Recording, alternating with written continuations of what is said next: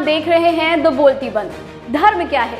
कोई कहता है कि मेरा काम ही मेरा धर्म है, तो कोई कहता है कि पूजा ही धर्म है, और तो और मेरा धर्म तेरा धर्म के नाम पर दंगे तक हो जाते हैं। लेकिन अगर कोई आपसे पूछे कि आपके धर्म की परिभाषा क्या है, तो आप शायद चकरा जाएंगे, क्योंकि धर्म को परिभाषित करने की कोई सटीक परिभाषा अभी तक बनी ही नहीं है। सुप्रीम कोर्ट में एक ऐसा ही चौंका देने वाला मामला सामने आया है। 87 साल के रमेश चंद्र विट्ठल दास सेठ ने धर्म की परिभाषा निर्धारित करने के लिए सुप्रीम कोर्ट का दरवाजा खटखटाया है। मामले की पैरवी के लिए रमेश चंद्र खुद सुप्रीम कोर्ट में पेश हुए। याचिकाकर्ता का कहना है कि संविधान में धर्म को लेकर कई अनुच्छेद दिए गए हैं, लेकिन धर्म की परिभाषा तय नहीं की गई है। सबसे पहले तो धर्म की परिभाषा तय होनी चाहिए। इस मामले की सुनवाई वीडियो कॉन्फ्रेंसिंग के जरिए chief justice एस.ए. Bobde, justice AS. Bopanna और वी रामा सुब्रमण्यम ने बेंच ने की। जजेस ने कहा कि धर्म की परिभाषा तय करना हमारा काम तो है ही नहीं। इस टिप्पणी से प्रभावित हुए बिना याचिकाकर्ता ने अपनी जिरह जारी रखी।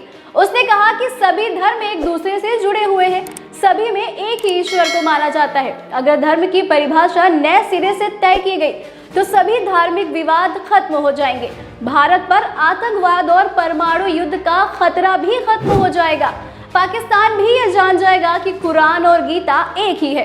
जजेस ने इन दलीलों पर हैरानी जताते हुए रमेश चंद्र से कहा, आप 87 साल के हैं, अब तक आप क्या कर रहे थे? आपने ये बातें कहीं और कभी क्यों नहीं रखी? याचिकाकर्ता ने कहा कि मैं पिछले 50 सालों से लोगों को धर्म के बारे में शिक्षित करता चला रहा हूँ और मेरा अनुभव इस मामले में बहुत काम आ सकता है। कोर्ट मेरी बातों को सुने और सरकार से कहे कि वो धर्म की परिभाषा नए सिरे से तय करे। रमेश चंद्र सेठ ने कहा कि अगर मेरी बातों को माना गया तो हमारा भारत देश हमेशा के लिए सुरक्षित हो जाएगा।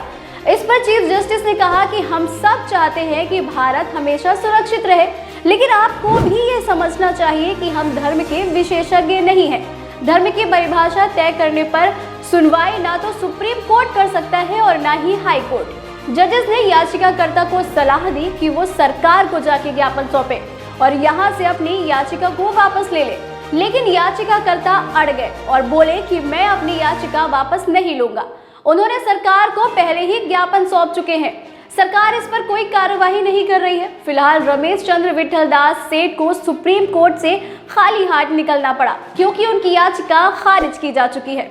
अब आपको क्या लगता है, धर्म की असल परिभाषा क्या है? हमें कमेंट सेक्शन में बताएं। देखते रहें द बोलती बंद, क्योंकि अब देश बोलेगा।